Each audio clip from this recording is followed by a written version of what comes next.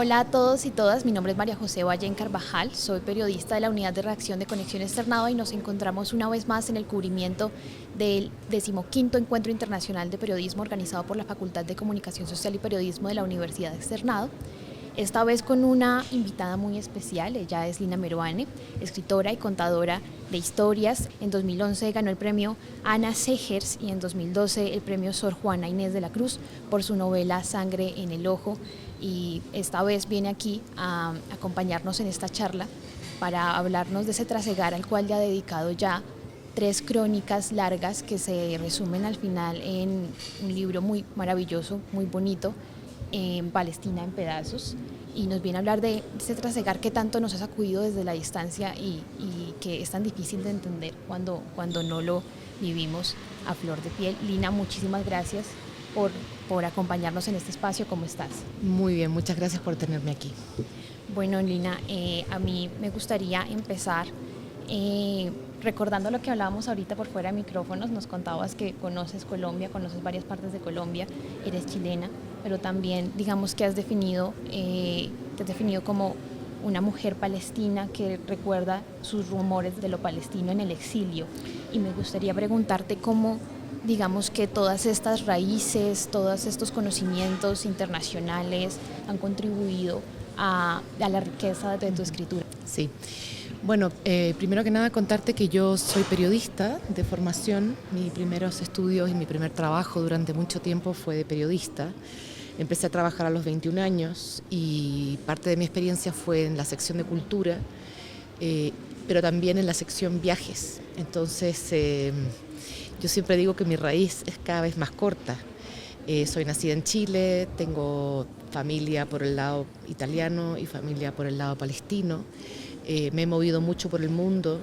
Los palestinos, porque están tantísimos en la diáspora, somos personas muy viajeras, muy móviles, y esa ha sido un poco mi experiencia de moverme. Y eso me ha permitido observar una serie de cuestiones que suceden en el mundo, no como sucediendo en espacios aislados, sino que en conexión con Europa, Estados Unidos y América Latina. Es decir, somos unos países interconectados que estamos viviendo una serie de tendencias y de problemáticas que nos son comunes y que se vuelven más álgidas en unos lugares que en otros. Y el caso palestino es un caso ejemplar en ese sentido. Lina, justamente que mencionas el caso palestino, me gustaría preguntarte sobre el rumor de lo palestino al que te refieres en Volverse Palestina. Empiezas este recorrido en 2012 y me gustaría preguntarte cómo ese rumor se ha transformado con los años, con los libros, con el tiempo. ¿Sigue siendo un rumor? No, ya a estas alturas es como un alarido, sobre todo ahora. Yo hablo de ese rumor palestino como ese trasfondo de la migración familiar en la que yo crecí, pero como chilena. Lo que pasa es que esa migración palestina a Chile tiene la comunidad palestina más grande fuera del mundo árabe. Esa migración empezó a ocurrir a finales del siglo XIX. Palestina en ese momento estaba bajo el Imperio Otomano, y entonces hubo mucha migración hasta el final de la Primera Guerra Mundial, que es cuando cae el Imperio Otomano. Y ahí toma posesión de Palestina el Imperio Británico, el mandato, lo que se llama el mandato británico. Entonces, bueno, aquello con lo que yo crecí era un rumor, porque las comunidades árabes que emigraron a América Latina y la comunidad palestina que emigró a Chile se vio de alguna manera forzada a asimilarse, como todas las comunidades migrantes de aquella época. A los palestinos no les convenía hablar en árabe, y entonces rápidamente empezaron a hablar en español. Le hablaron a los hijos en español, entonces mi padre y mis tías no saben una palabra de árabe y por lo tanto yo tampoco. Ahora, eso no significa que no supiéramos de dónde veníamos, pero era un rumor, era algo que ocurría en la mesa, en las comidas, en alguna fiesta, pero no un conocimiento tan fuerte. Cuando yo viajo a Palestina, por motivos que cuento en esa crónica que se llama Volverse Palestina, que está incluida en Palestina en pedazos, empiezo a conectarme con la realidad palestina, sobre todo con la realidad política palestina, y empiezo a entender y a estudiar la historia de ese lugar, la historia de esa nación y la historia de esa opresión, cuando toma poder y se hace nación Israel. Entonces, bueno, es una larga historia que no podríamos resumir aquí, pero digamos, para decírtelo en corto y para responder tu pregunta, cada vez más he sentido la presencia de ese rumor palestino acrecentándose, y en esta contingencia, en esta crisis, en esta intensificación del conflicto y en este genocidio que está ocurriendo. Para mí realmente ahora es una urgencia hablar de lo que está pasando ahí, por eso digo que es como un grito.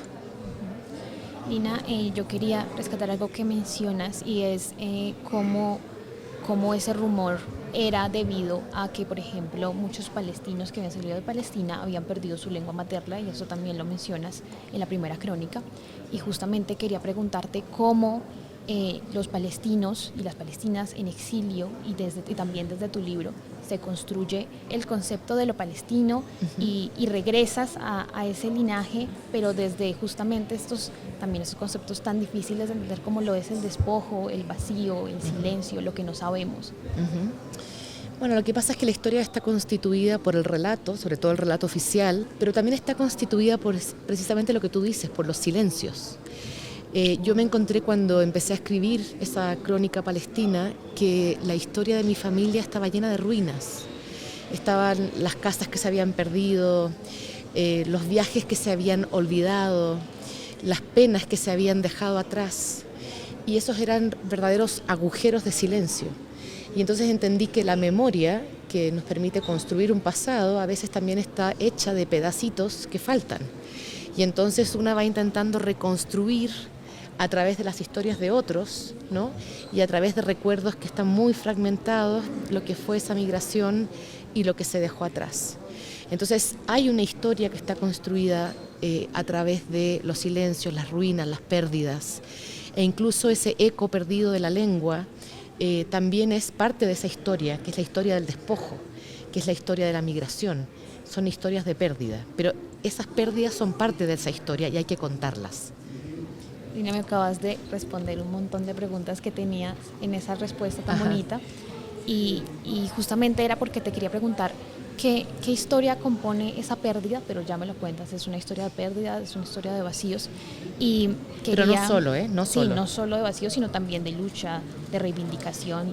Y bueno, y también de vidas nuevas que lograron, digamos, que lograron hacerse de manera exitosa, porque cuando uno piensa en esas migraciones, era gente que venía sin dinero, venía de situaciones muy precarizadas y muy violentadas. Entonces, cuando llegan a América Latina, a pesar de que no fueron bienvenidos al entrar, sí logran que sus hijos vayan a la escuela, que vayan a la universidad. La generación de mi padre son todos profesionales, mis tías y mi padre, que nosotros podamos tener una educación aún mejor que la que tuvieron ellos. Entonces también hay oportunidades que esa migración ofreció. Y por eso digo, no es solo una historia de pérdidas, no es solo una historia de agujeros, también pasaron cosas buenas ahí. Lina, yo quería preguntarte, y lo cito, en Volvernos Otros, hablas de que empiezas hablando de que vuelves con un sondeo del lenguaje en tiempos de conflicto en la mente. Ahora, después de esta escalada del conflicto, ¿con qué objetivo volverías a Palestina? ¿Con qué objetivo del lenguaje? Si me dejaran entrar. Que eso ya es una dificultad, digamos, para alguien que porta apellido palestino y que además viene de Chile, donde está esa gran comunidad, y una gran comunidad de mucha resistencia a lo que está pasando, ¿no? De mucho levantar la voz contra lo que está pasando hoy. Mira, esa segunda crónica es una crónica que ya viste, es más ensayística, es más política, es una reflexión sobre el lenguaje que usamos para narrar el conflicto. Yo aprendí mucho escribiendo ese texto, y además siempre pienso en esto que escribo como la oportunidad de invitar a quien me lee a que se interioricen estas realidades conmigo. Entonces intenté ser muy clara y muy a la misma vez concisa con la cuestión del lenguaje, cómo se cuenta esa realidad, ¿no? Desde el periodismo, que muchas veces responde a los discursos oficiales, que son los más fáciles de conseguir, y cómo se cuenta desde el propio lugar. Entonces, esa reflexión me sirvió mucho para pensar y para establecer una manera de pensar en esta situación. Entonces, si volviera a ese lugar ahora, lo que me habría gustado es poder entrar a Gaza, nunca he podido entrar a Gaza, pero si volviera a ese lugar ahora sería para contrastar aquello que aprendí en el lugar y también leyendo y ver qué está pasando precisamente con ese lenguaje. Pero no sé realmente lo que me encontraría, entonces no me puedo adelantar. A veces como periodistas y como escritores y como personas del común, nos es muy difícil entender la pérdida del sufrimiento ajeno, cómo desde acá, desde tan lejos, podemos tener una posición en una lucha que tal vez no es nuestra, pero deberíamos acercarnos a ella para apoyarla. Yo siempre digo, no hay que sacar el látigo y culparse por lo que uno no ha hecho, ¿no? Pero en esta circunstancia de intensificación del conflicto, en el que estamos viendo en tiempo real un genocidio, sí tal vez hay que plantearse, y sobre todo como periodistas, estudiar este conflicto, no solamente mirar el corte temporal de la hora, sino que entenderlo en su contexto histórico y cómo hay, digamos, toda una operación detrás. Por ejemplo, cosas que se empiezan a saber ahora de manera mucho más específica. El control de Gaza siempre ha estado, digamos, desde hace por lo menos 15 años ha estado bajo Israel. Israel ha controlado el acceso a la comida y al agua. Y en un momento ese control fue como para decir, miren qué bien están alimentados los palestinos, pero cada vez que ha habido una crisis, ha habido una reducción de la entrada de comida y agua. Entonces ese control ha generado ahora en este cerco que no haya comida y no haya agua, y eso lo controla Israel. Entonces, claro, entender el hambre de ahora en el contexto del control de la comida y del acceso al agua e incluso del acceso al mar que tienen los gazatíes es importante, porque si no parece que son fenómenos aislados cuando son continuos en unas estrategias políticas que se han ido implementando y que se han ido agudizando en los últimos años y en particular en este momento del conflicto. Lina, ahora que hablamos de lo que entendemos, de lo que no entendemos, de la información que tenemos a la mano y de la que no tenemos a la mano, quiero preguntarte, y ya para cerrar esta charla, en Palestina en pedazos, en una parte, se habla de que la verdad es revolucionaria. Citas a una amiga tuya que a su vez cita, si no estoy mal, es a Lenin. Sí, es a Lenin. Y quería preguntarte cuál sería esa verdad revolucionaria que debería blandirse sobre Palestina. ¿Cuál es la verdad revolucionaria de Palestina en estos momentos? Bueno, yo diría que, la verdad es un término muy, muy ambicioso, ¿no? Porque finalmente cada vez que hablamos de algo estamos recortándolo, ¿no? Estamos seleccionando. Para mí la cuestión central aquí es que a Palestina, a los palestinos se les prometió el derecho, el reconocimiento de su Estado.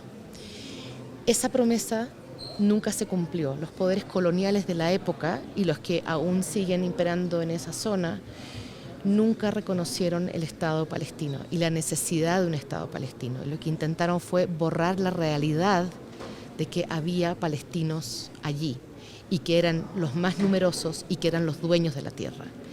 Ese problema es un problema central que todavía no se resuelve y mientras no se resuelva, el problema va a seguir ahí.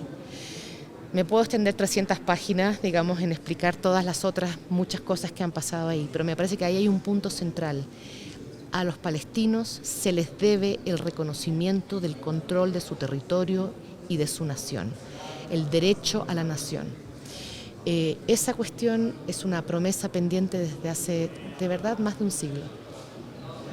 Bueno, yo quiero cerrar diciendo algo, y es que nosotros damos por sentado muchas veces la historia y la memoria, pero al parecer nos la roban muy fácil. Y bueno, cierro esta charla con esta promesa que nos recuerda Lina al pueblo palestino.